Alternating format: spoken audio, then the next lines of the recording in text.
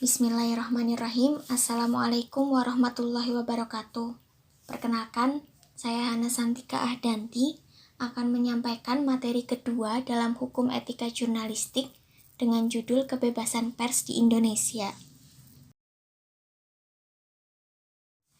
Kebebasan pers merupakan hak yang diberikan oleh konstitusional atau pelindungan hukum yang berkaitan dengan media dan bahan-bahan yang dipublikasikan, seperti menyebarluaskan, mencetak, dan menerbitkan surat kabar, tanpa adanya campur tangan atau perlakuan sensor dari pemerintah. Kebebasan pers sebagai bagian dari freedom of the speech atau kebebasan mengungkapkan pendapat, menjadikan kebebasan pers sebagai salah satu indikator yang menjadi tolak ukur berjalannya sistem demokrasi dalam suatu negara. Pers juga disebut sebagai pilar keempat demokrasi, sejajar dengan eksekutif, yudikatif, dan legislatif.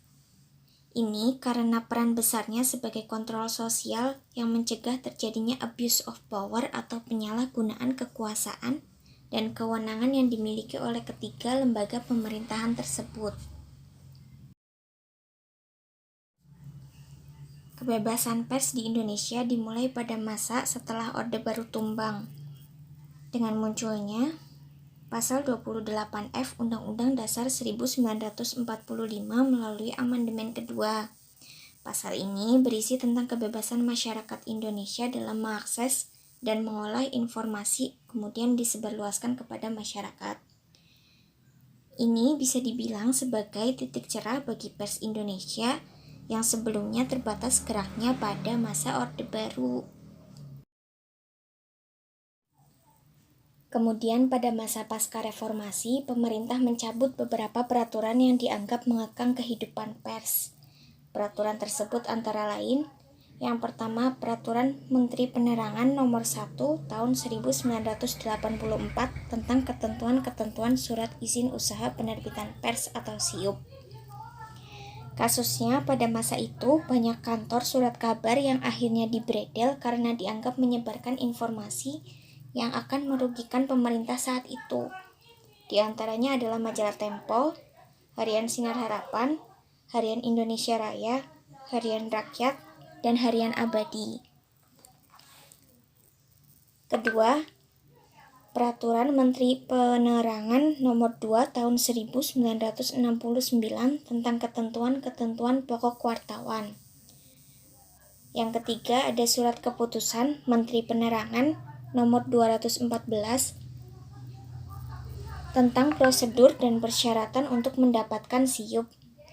Dengan keberadaan SIUP yang dinilai membatasi kebebasan pers, beberapa peraturan yang berkaitan dengannya juga ikut dihapuskan termasuk surat keputusan ini. Yang keempat ada SK Menteri Penerangan Nomor 47 Tahun 1975 tentang pengukuhan PWI dan Serikat Pekerja Surat Kabar sebagai satu-satunya organisasi wartawan dan organisasi penerbit pers di Indonesia. Kemudian pada masa berikutnya yaitu masa reformasi, pemerintah mengeluarkan Undang-Undang Nomor 40 Tahun 1999 tentang pers.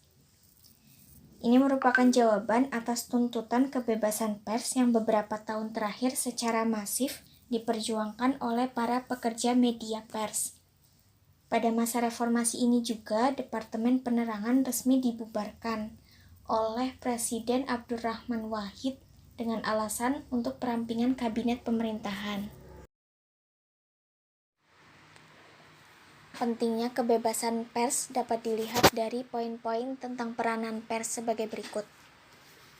Yang pertama yaitu menyebarkan informasi dan ide-ide kepada pembaca juga turut menambah pengetahuan. Kedua, meningkatkan kinerja pemerintah dengan membantu warga negara berkomunikasi dengan pemerintah. Ketiga, memberikan wadah kepada warga negara yang ingin menyuarakan pelanggaran terhadap hak-hak mereka. Yang keempat, mendekatkan pemerintah dengan masyarakat dengan meningkatkan pemahaman pembuat kebijakan akan opini terkait kinerja mereka. Dari poin-poin tersebut, dapat disimpulkan bahwa kebebasan dalam pers sangat penting, mengingat peranannya juga memberikan dampak yang cukup penting dalam masyarakat. Namun di sisi lain, Kebebasan ini bukan berarti membuat pers semena-mena dalam menyebarkan informasi. Pers juga harus menjaga integritasnya sebagai sumber informasi, sehingga kepercayaan masyarakat terhadap pers tidaklah menurun. Oleh karena itu dibentuklah kode etik jurnalis yang kemudian disahkan oleh Dewan Pers yang telah diresmikan di Indonesia.